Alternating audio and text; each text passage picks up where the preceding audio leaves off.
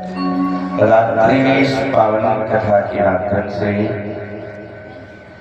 भगवान श्री बांके बिहारी सरकार का पावन परिचय मैया रुक्मणी जी के साथ संपन्न हुआ। अब हम लोग सुनेंगे कि किस तरह से गृहस्थी में प्रवेश करके भगवान श्री बांके बिहारी द्वारिका में वास करते हैं। मैया रुक्मणी जी के साथ आगे गृहस्थी को कैसे चलाया, इन बातों को भगवान सुखदेव जी कहते हैं। राजन,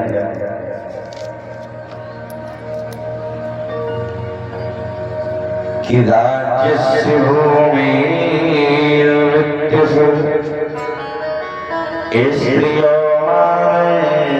तेज सहाय मानियो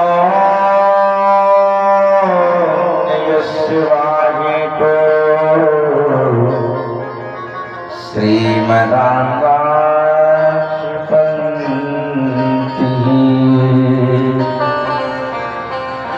भगवान भीष्म निर्जित भूमिका पुरवाणीय विरदो पयिनी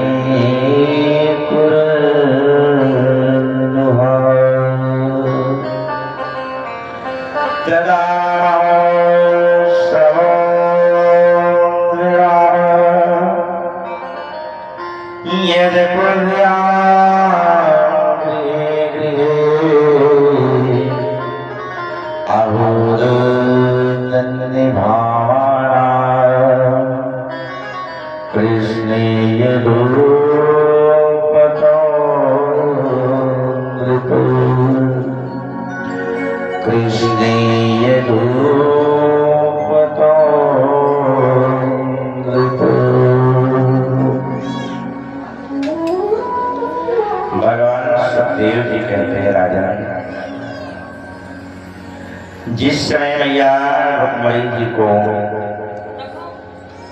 भगवान श्री कृष्ण ने कुंजनपुर से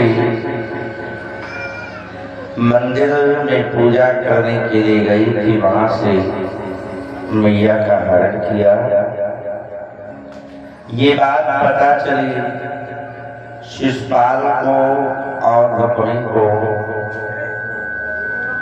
तो रुक्मणी ने देखा कि मेरी मर्यादा नष्ट हो रही है, बारात किसी दूसरे की आई है और दुल्हन कोई दूसरा लेकर के गया।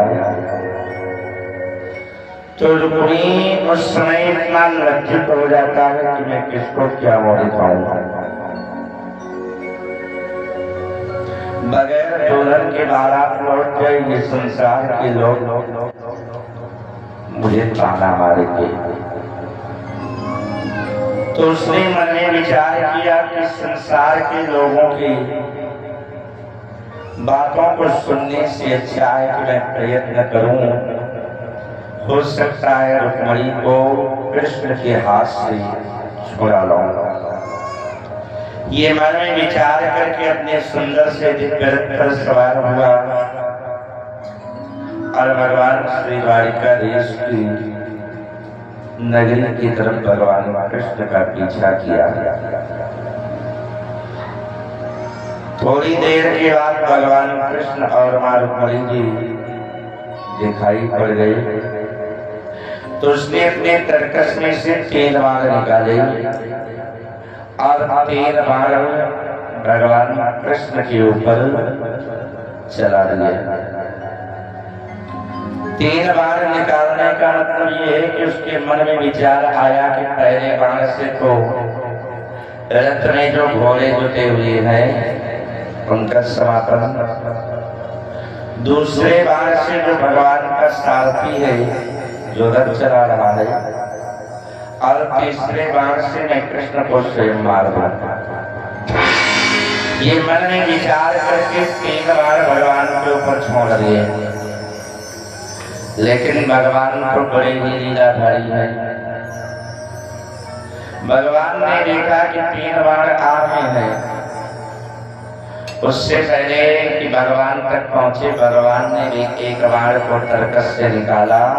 और भगवान की ये विशेषता है, तर्कस से निकालते हैं तो 1, धनुष पर धरते हैं 10, खींचते हैं 100, छोड़ते हैं 1000 और शत्रु के पास तक पहुंचने में 1 लाख हो जाते हैं। भगवान के बाण की ये विशेषता है। भगवान श्री बांके बिहारी सरकार ने एक ही बाण से उसके सारे राक्षसों का उद्धार कर दिया, निहत्था हो गया। उस समय भगवान श्री नारायण गुस्से में आकर अपने रथ पर से उतर करके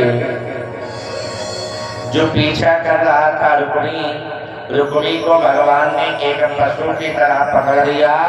और पकड़ने के बाद भगवान इसको मार देने की इच्छा से अपनी कटार को उठाए, लेकिन जब मारने के लिए भगवान ने तलवार उठा दी तो मैया रुक्मिणी जी चरणों में गिर पड़ी, प्रार्थना करने लगी, प्रभु ये क्या करने जा रहे हो, इसे छोड़ दो प्रभु, इसे छोड़ दो। कहा क्यों? कहा सरकार अगर इसे आप मार देंगे तो आपका तो कुछ नहीं बिगड़ेगा, आपका कुछ नहीं बिगड़ेगा, लेकिन संसार में मेरा नाम जो है कलंकित हो जाएगा। कहा क्यों? कहा इसलिए कि संसार के लोग ताना मारेंगे, कोई भी माँ बाप अपनी बेटी का नाम रुक्मिणी नहीं रखेगा। कहा क्यों? कहा संसार के लोग मेरा नाम लेकर के उदाहरण देंगे कि बताओ रुक्मिणी कृष्ण के प्रेम में इतना पागल हो गई कि अपने सगे भाई का वध करा दिया। प्रभु इस कलंक से बचने के लिए मुझे आप मेरे भाई को छोड़ दें।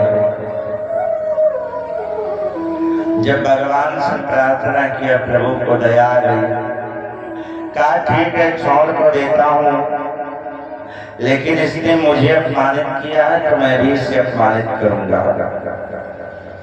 भगवान ने उस समय अपनी उसी कटार से इसकी आधी दाढ़ी आधी बाल गायब कर दिए और धड़ से धक्का लेकर के जमीन पर गिरा दिया। कहा जाता है कि सम्मानित व्यक्ति का अगर बीच सभा में कहीं पर अपमान कर दिया जाएगा तो मरने में तो केवल एक बार कष्ट है, और अपमानित करके छोड़ दिया जाए तो जब उस रास्ते से निकलेगा वहां के उपस्थित लोग इस सामने पड़ेगा ना तो मरे के जैसा हो जाएगा। अब भगवान ने जब इसे अपमानित करके छोड़ दिया तो इतना लज्जित हुआ, इतना लज्जित हुआ, कौन सा मुंह लेकर के जाऊं, मैं बड़ा वीर बनता था ना। रुक्मिणी की बचाने की तो बात छोड़, अपनी दाढ़ी बाल नहीं बचा पाए। संकल्प ले लिया कि कन्हैया तूने मुझे अपमानित किया है, ये काम अच्छा नहीं है। जाओ मैं संकल्प लेता हूं कि तुमने मेरी बहन का तो हरण कर दिया, लेकिन रुक्मिणी के द्वारा वंश वृद्धि नहीं हो पाएगी, मैं तुम्हारे वंश को चलने नहीं दूंगा। ये मन में विचार करके रुक्मिणी बीच रास्ते में एक नगर का निर्माण करवाया, जिस नगर का नाम रखा भोजकट। भोजकट नाम की नगरी में वास करने लगा। इधर भगवान श्री बांके बिहारी द्वारिकाधीश मैया रुक्मिणी जी के साथ पहुंचे तो वहां पर सारे द्वारिका वासियों ने भगवान का मैया रुक्मिणी जी के साथ बड़े प्रेम से स्वागत किया। मानो सब पहले से ही इंतजार है, स्वागत में तैयार बैठे हैं, इंतजार ही था कि तदा महोत्सवो निरामय यर्पव्याम गृहे गृहे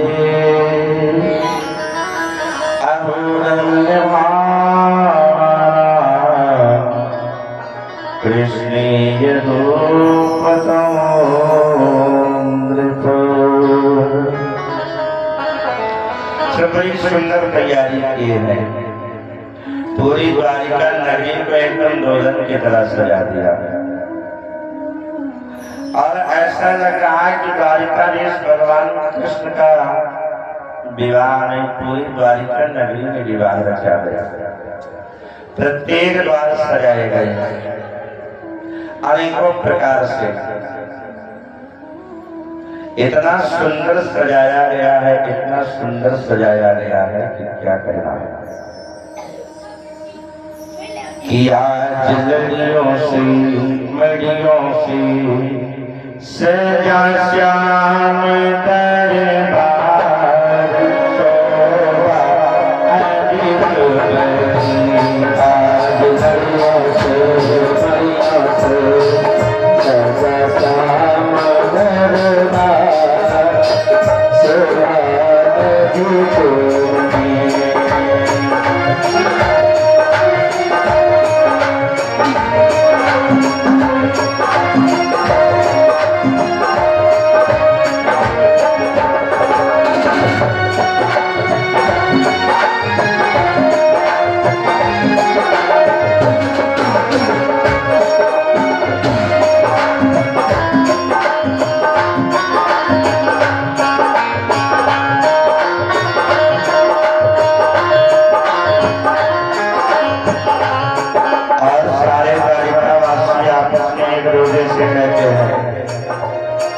क्या कहते हैं? खुशियाँ मनाओ गाओ रे मंगल चार, खुशियाँ मनाओ गाओ रे मंगल चार, खुशियाँ मनाओ गाओ रे मंगल चार, खुशियाँ मनाओ गाओ रे मंगल चार, खुशियाँ मनाओ मंगल चार। गंजवा दो मंगलवा, गंजवा दो मंगलवा, शरण कलश रखवा दो, गंजवा दो मंगलवा। आज लड़ियों से मड़ियों से फुलझड़ियों से सजा श्याम दरबार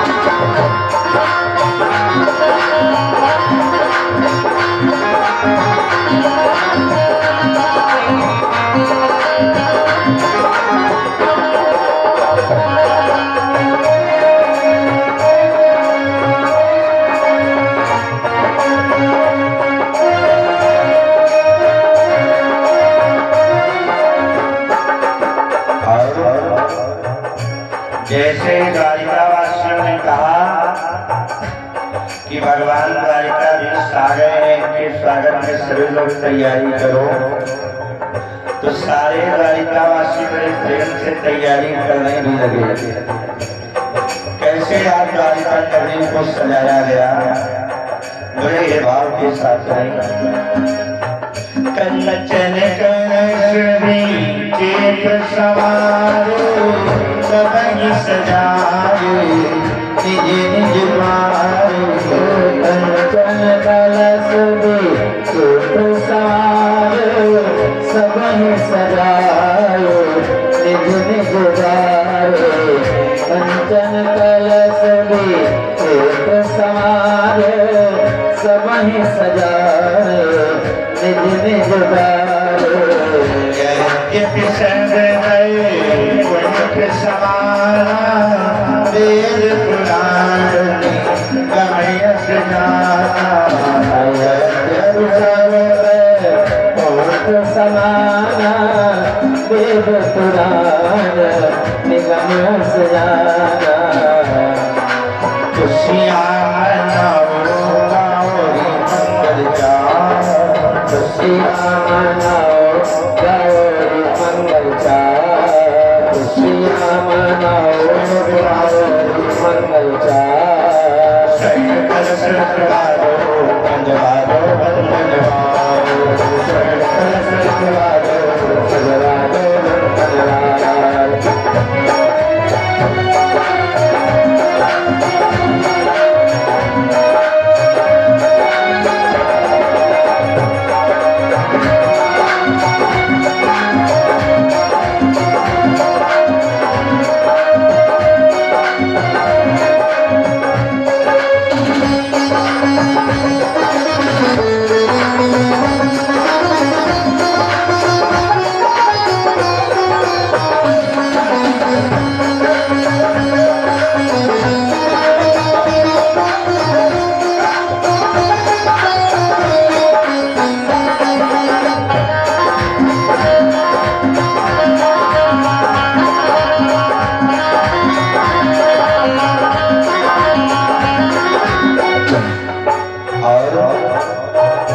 क्या क्या बनाया गया, क्या सजाया गया।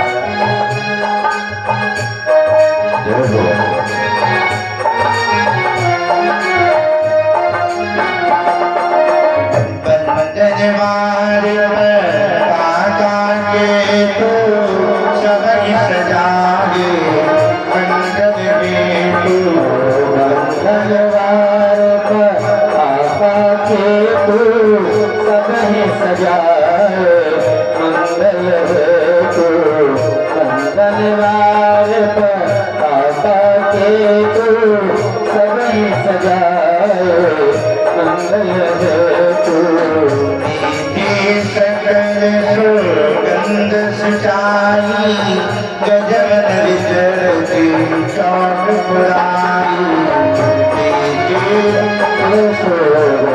सुहाई देवन सकल चौक पुराई सकल सुगंध सुचाई गजब निज चौक बनाई सकल सुगंध सुचाई गजरन रख सब चौक पुराई सभी लोग सजाने के बाद यही कहते हैं खुशियाँ मनाओ गाओ रे मंगल चार खुशियाँ मनाओ गाओ रे मंगल चार खुशियाँ मनाओ गाओ रे मंगल चार सकल सरकारो पंजवारो बंधनवारो खुशियाँ मनाओ गाओ रे मंगल चार सकल सरकारो पंजवारो बंधनवारो सकल सरकारो पंजवारो बंधनवारो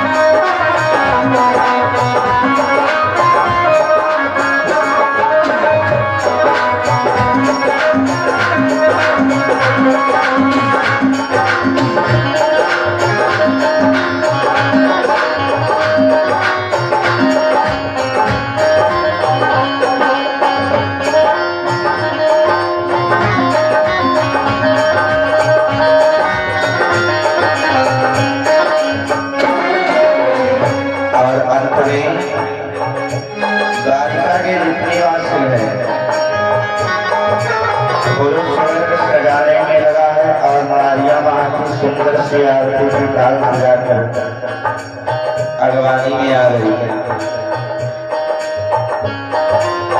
नाना भांति सुमंगल साजे हरस निशान कर बहुपाजे। नाना मंगल साधु हर्ष निशान नाना भांति सुमंगल साजे हरस निशान कर बहुपाजे।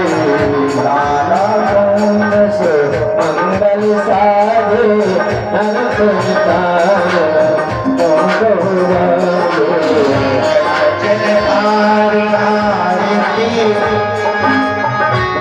चल आरती गाना जुड़ती सजय कर सुख गाना। चल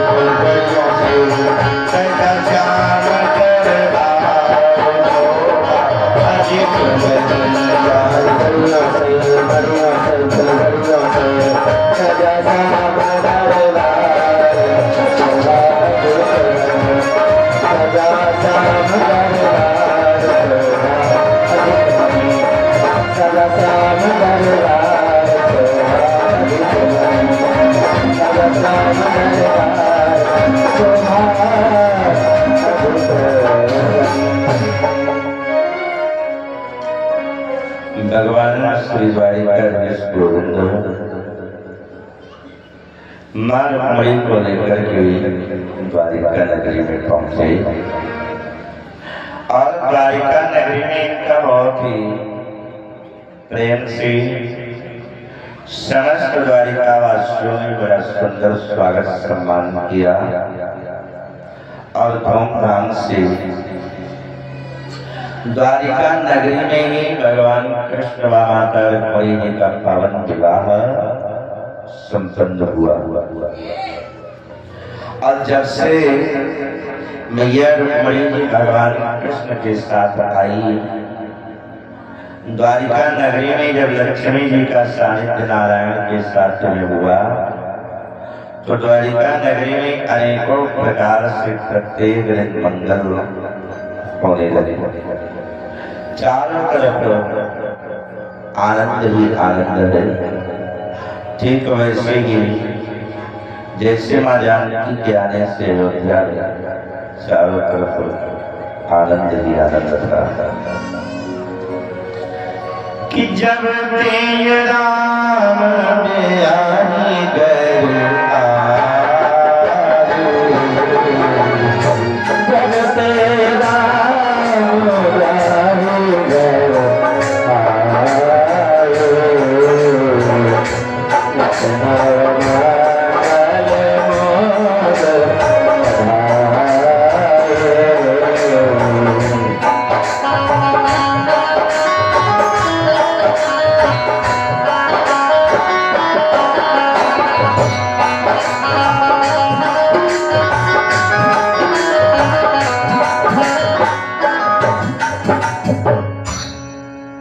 तो जब से भगवान लक्ष्मी जी के साथ में द्वारिका में आए तो द्वारिका में सब प्रकार से चारों तरफ मंगल ही मंगल है।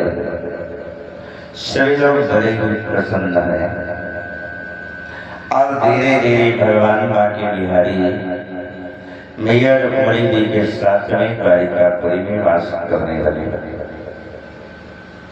धीरे धीरे समय अपनी गति से चला। 1 वर्ष बीत जाने के बाद भगवान श्री बांके बिहारी के देश से मैया रुक्मिणी जी के द्वारा एक सुंदर सा दिव्य बालक उत्पन्न होता है कि कामस्तु सुदेवांशो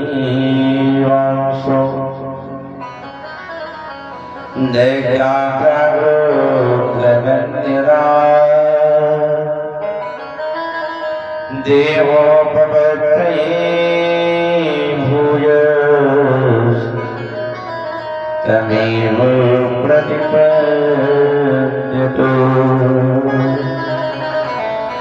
तं निर्विकार बलवान् मीनासो विपरीत समान विपदानेन माता गीतो मनुष्य जीवि।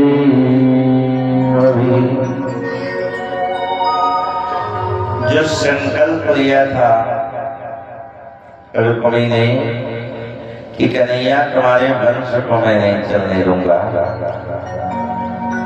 तो भगवान नारायण की कृपा हुई, मैया रुक्मिणी जी को एक सुंदर सा बेटा उत्पन्न हुआ।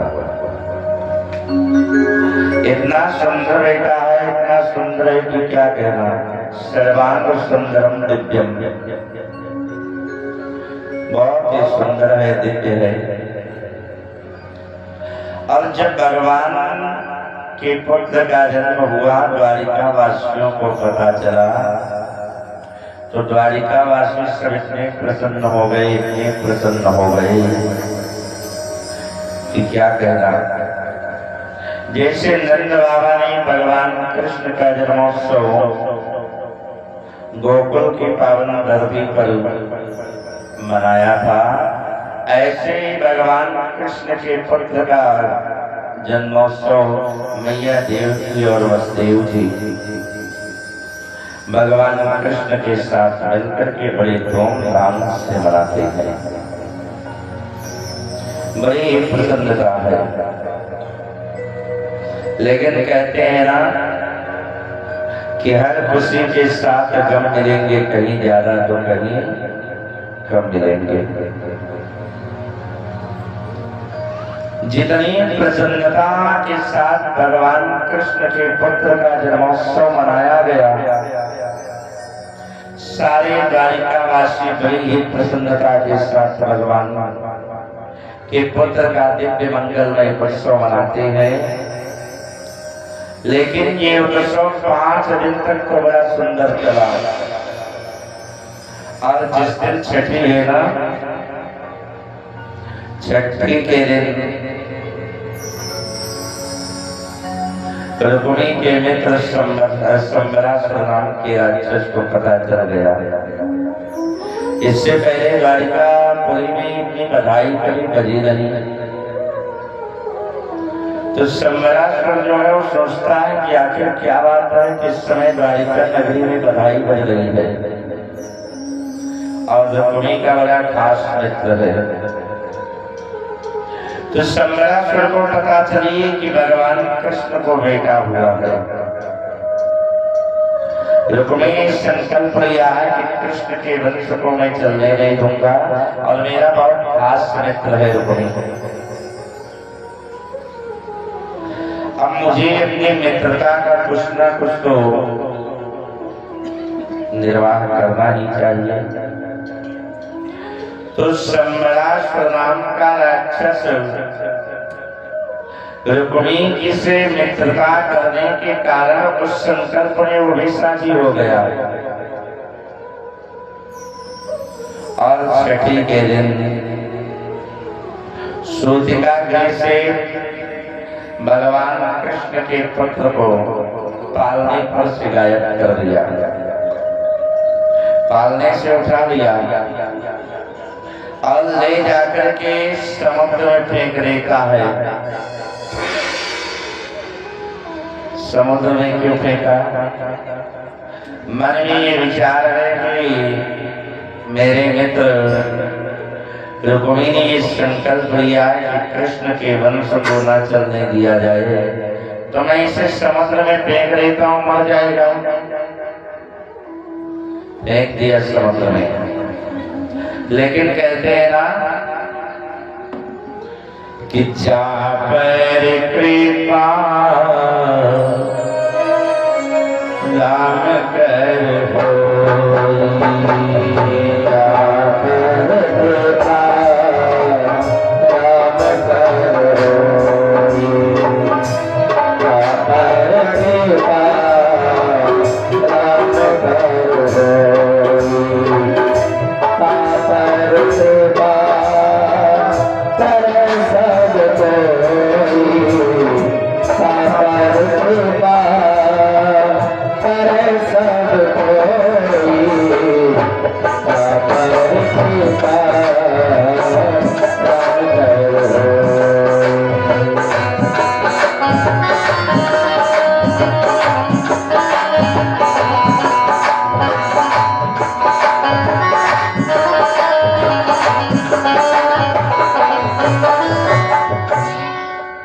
तो ये सोच करके फेंक दिया बच्चे को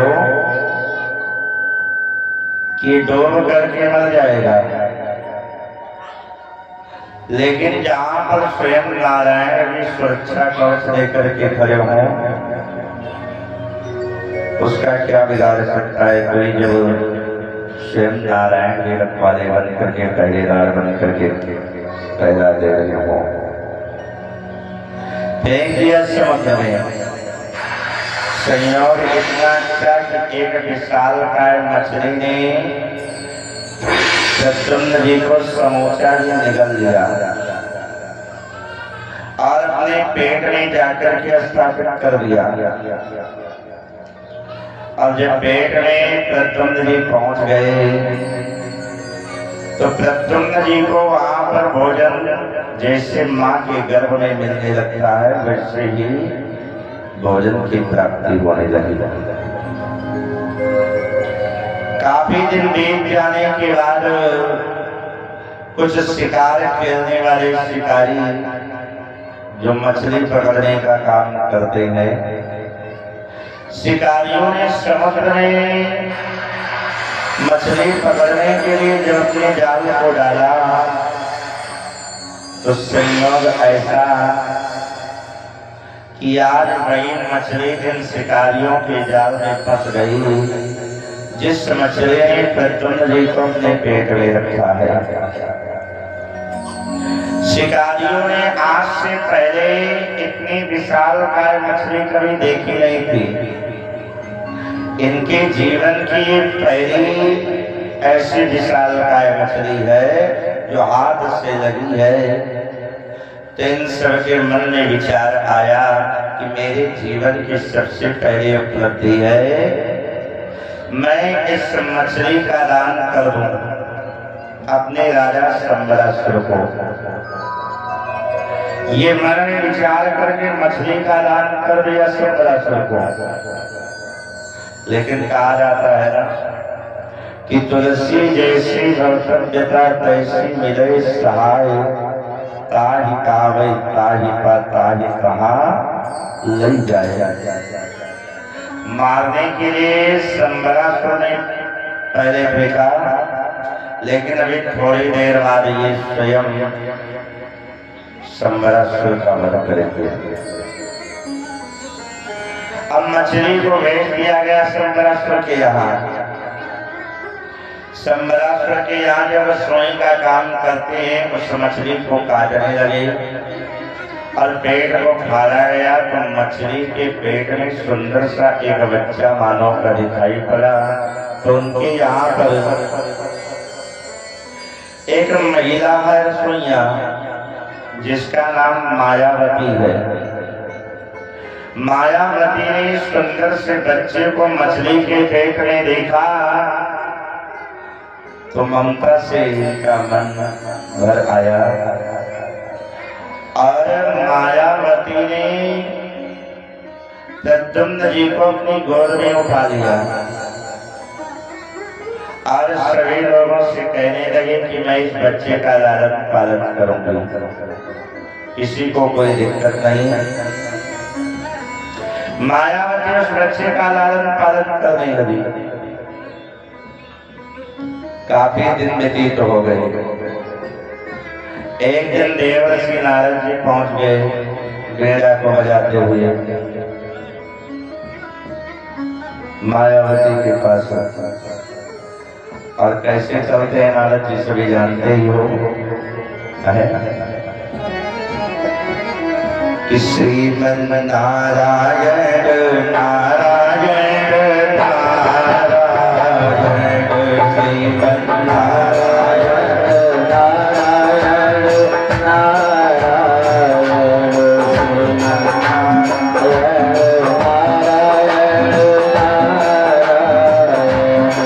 श्रीमन नारायण नारायण जब भी मौका मिल जाए तो इस नाम को गाओ जरूर।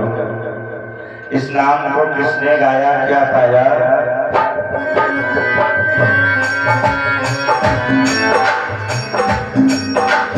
गजे और राम लड़े जल भीतर लड़त लड़त गजहारा। गजे और राम लड़त जल भीतर लड़त लड़त गजहारा।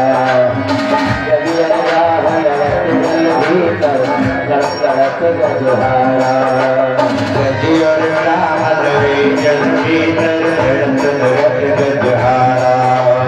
गजे और राम लड़त जल भीतर लड़त लड़त गजहारा।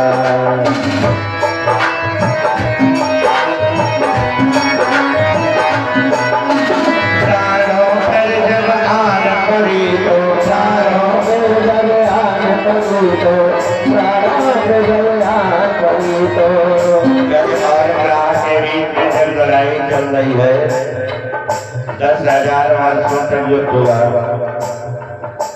कुछ दिनों तक तो पत्नी का पुत्र परिवार के साथ रहे, लेकिन जब देखते हैं कि ग्राह के सामने गृह की शक्ति कमजोर हो रही है तो परिवार वालों ने साथ छोड़ दिया। कोई नहीं बचा उनके पास। जब कोई नहीं तो भगवान को याद किया, नवा आत्मा नहीं पाई, प्रभु अब आपकी मेरी रक्षा करो। गजे और राम लड़त जल भीतर लड़त लड़त गजहारा। गजे और राम लड़त जल भीतर लड़त लड़त गजहारा। गजे और राम लड़त जल भीतर लड़त लड़त गजहारा। चारों पर जब आन पड़ी तो चारों पर जब आन पड़ी तो चारों पर जब आन पड़ी तो नारायण को पुकारा।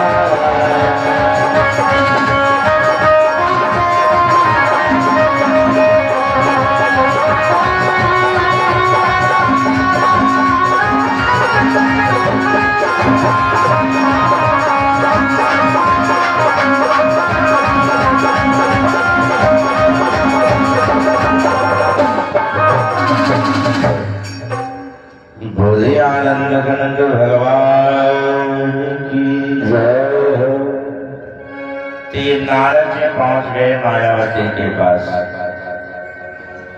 और मायावती के पास पहुंच करके नारद जी ने मायावती से कहा, देवी ये बताओ, जिस बच्चे का आप लालन पालन कर रहे हो, आपका इससे संबंध क्या है? नारद जी की बातों को सुन करके मायावती ने बड़े ही सौम्य भाव से कहा, बाबा अब इसका और हमारा संबंध क्या है ये तो मैं नहीं जानती हूँ, भगवान जाने, लेकिन हाँ इतना मैं जरूर कहूंगी कि मैंने इस मानव को तन पाने का जो मुख्य लक्ष्य था, उस लक्ष्य को जरूर हासिल किया है। विषम परिस्थिति में इस बच्चे का मैंने लालन पालन किया, ये मैंने मानव होने का कर्तव्य पूरा कर लिया है, बाकी संबंध क्या है तो मैं नहीं जानती।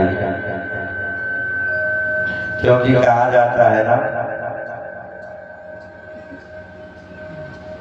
कि इस संसार में परोपकार से बड़ा कोई धर्म नहीं है।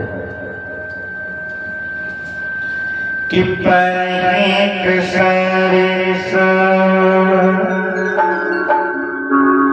धर्म नहीं पाई,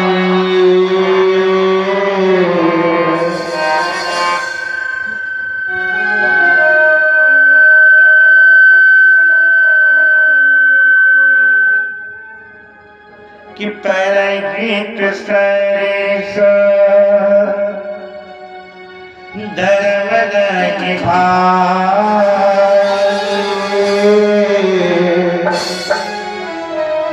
पर पीड़ा से मैं नहीं अड़पाई।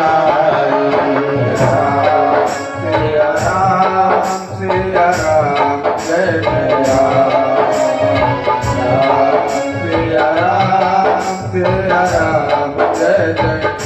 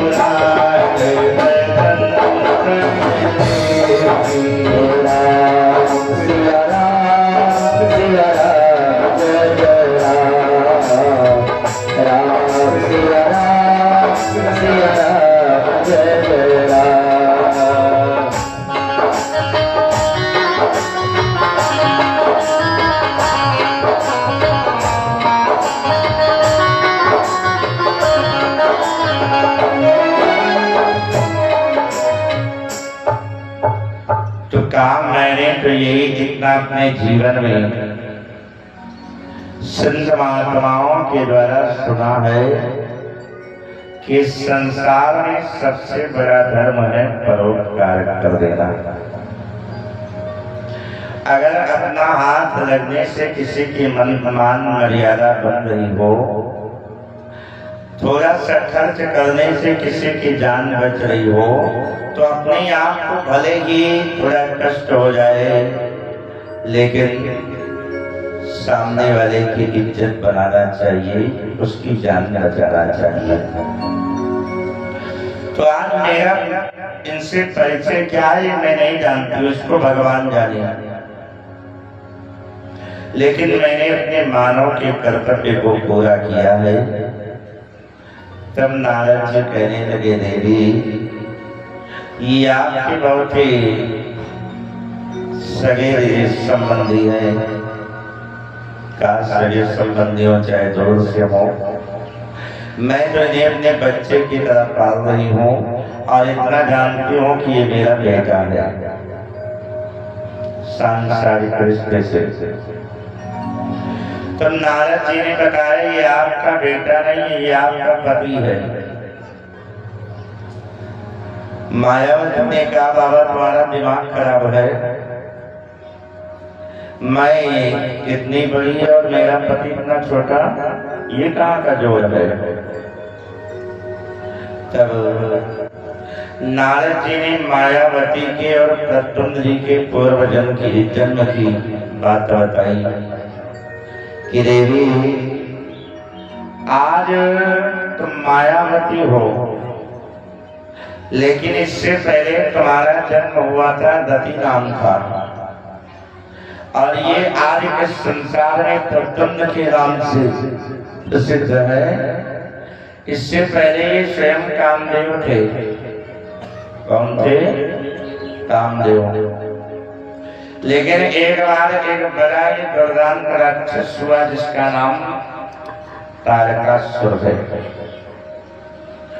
तारकासुर नाम के राक्षस ने इतना अत्याचार किया कि सारे देवी देवता संत महात्मा यहाँ तक की माता पृथ्वी त्राही त्राही करने लगी। इस तारकासुर नाम के राक्षस को यह आशीर्वाद मिला है कि तुम्हारी मौत होगी तो भगवान शंकर के बेटे के द्वारा। सारे देवता आपस में विचार करते हैं कि तारकासुर का वध हो तो कैसे हो। भगवान शंकर जी तो अभी विवाहित नहीं है, कुंवारे बैठे हैं। क्यों? सती का शरीर छूट गया है, अब अकेले हैं। अब भगवान शिव जी का बेटा उत्पन्न हो तो कैसे उत्पन्न हो। तो माता सप्तऋषियों ने बताया कि प्रभु इस समय जो है वही सती देवी महाराज हिमांचल के यहाँ मैना के गर्भ से पार्वती के रूप में उत्पन्न होकर के नारद जी के बताए अनुसार भगवान शिव जी को पाने के लिए कठिन तपस्या कर रही है। अब कुछ ऐसा किया जाए जिससे भगवान शिव जी विवाह करने को तैयार हो जाए। तो जिस समय ये चर्चा हुई उस समय भगवान शिव जी समाधि लगाए हुए हैं। बहुत कठिन समाधि है। एक बार समाधि लगाया था 87,000 वर्ष व्यतीत हो गए, और अब की बार भी समाधि लगी है और 87 लाख वर्ष बीत गए। कोई ऐसा उपाय किया जाए कि भगवान शिव जी की समाधि भंग हो जाए और वो विवाह कर दे। तो सारे देवताओं ने कामदेव को बुलाया और कामदेव से कहा ये काम आप ही कर सकते हो। अपनी काम कला के द्वारा भगवान शिव जी के ऊपर अपना प्रभाव डालो, जिससे भगवान शिव जी विवाह करने को तैयार हो जाएगा। जब कामदेव जी ने ऐसा सुना तो कहा वैसे ये काम तो ठीक नहीं है कि अगर कोई भजन कर रहा है, कोई तपस्या कर रहा है तो उसकी तपस्या में बाधक बनने का कोई अधिकार नहीं है। लेकिन दूसरी बात ये भी है कि आपत्तिकारी मर्यादा नास्ति, जब विषम परिस्थिति आ जाए तब मर्यादा नहीं देखना चाहिए। आज अगर एक मेरे मरने से जगत का कल्याण हो रहा है तो मैं अपने प्राणों की आहुति इस यज्ञ में जरूर दे दूंगा, और मैं ये जानता हूँ कि भगवान शिव जी की तपस्या भंग करने का फल यही मिलेगा, मुझे अपने प्राणों से हाथ धोना पड़ेगा। कामदेव उन देवताओं को आश्वासन देकर के चला गया कि मैं जा रहा हूँ भगवान शिव जी को मुक्त करने के लिए, जितने भी मेरे पास कला है सारी कला प्रयोग करूंगा। कामदेव सारे देवताओं को आश्वासन देकर के चलाया और अपनी काम कला का प्रदर्शन ऐसा किया कि भाई काम बस जितना भी संसार में जितने भी योगी यति सन्यासी महात्मा सब काम के वशीभूत हो गए। जितने भी चराचर में जीव जंतु पशु पक्षी मानव दानव सबके सब काम के वशीभूत हो गए। और यहाँ तक कि जो चेतन अवस्था में है उनकी तो बात छोड़ो, जो जड़ अवस्था में है वो भी अपना पत्नियों के साथ संग करने लगे। कामदेव का इतना बड़ा प्रभाव, संगम करें तलाव तलाई, सबके ऊपर तो कामदेव का प्रभाव पड़ गया। लेकिन कहा जाता है कि जहां राम है वहां काम जा नहीं सकता। भगवान शिव जी के ऊपर खूब प्रयास किया कि भगवान शिव जी की तपस्या बंद हो जाए, लेकिन भगवान शिव जी तो बड़े प्रेम से भगवान श्री राम के मूल मंत्र का गायन कर रहे हैं।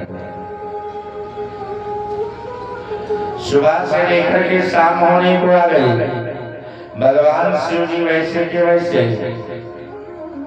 कामदेव एक पेड़ के ऊपर बैठ करके गन्ने के द्वारा बनाया हुआ एक बाण भगवान शिव जी के ऊपर छोड़ दिया। वो बाण जाकर के भगवान शिव जी को लगा, और जब भगवान शिव जी को बाण लग गया तो भगवान शिव जी की तीसरी आंख खुल गई।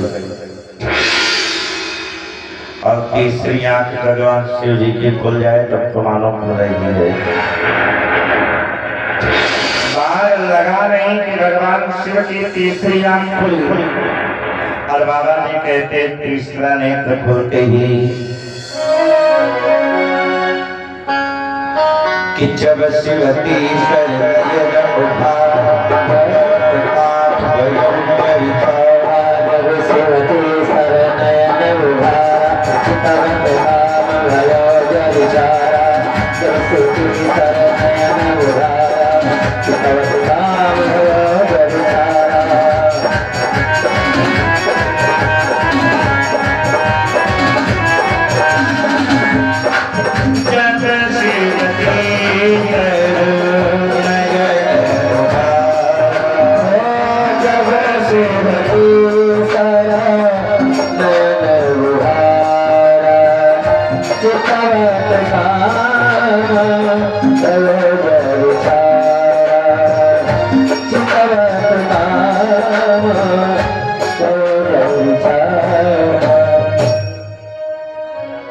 भगवान शिव जी का तीसरा नेत्र खुलते ही ये जो कामदेव है ना, कामदेव जल करके राख हो गया। ये बात पता चली रति देवी को, तो रति देवी वहां से विलाप करते हुए भगवान शिव जी की शरण में आ गई। भगवान शंकर जी के चरणों में प्रणाम करके बारंबार निवेदन करने लगी, प्रभु ये आपने क्या कर दिया। प्रभु मैं आपके चरणों की दासी में आपसे अपने पति के जीवन का दान मांगती हूँ। भगवान आप बड़े दयालु हैं, आप मेरे ऊपर कृपा कर दो, मेरे पति के प्राणों को वापस कर दो। जब भगवान शिव जी से बार बार प्रार्थना करने लगी, भगवान कुछ बोल नहीं रहे हैं, क्योंकि हमारे संतों ने भगवान शिव जी को कहा है कि भगवान शिव जी को बड़े दयालु हैं। चढ़े रुष्टा चढ़े तुष्टा रुष्टा तुष्टा चढ़े चढ़े, एक मिनट में नाराज होते हैं और दूसरे मिनट में प्रसन्न हो जाते हैं। तब रति देवी भगवान शिव जी के चरणों में बारंबार प्रणाम करते हुए प्रार्थना करने लगी कि प्रभु मैं आपके चरणों की दासी हूँ और मैं बगैर पति के जीवन कैसे जी सकती हूँ, क्योंकि पत्नी का आधार तो केवल पति है। आप मेरे पति के प्राणों को वापस कर दो। बड़े भाव से रो रो करके स्तुति करते हैं। आओ हम लोग भी भगवान शिव जी के दिव्य चरणों में प्रणाम करें।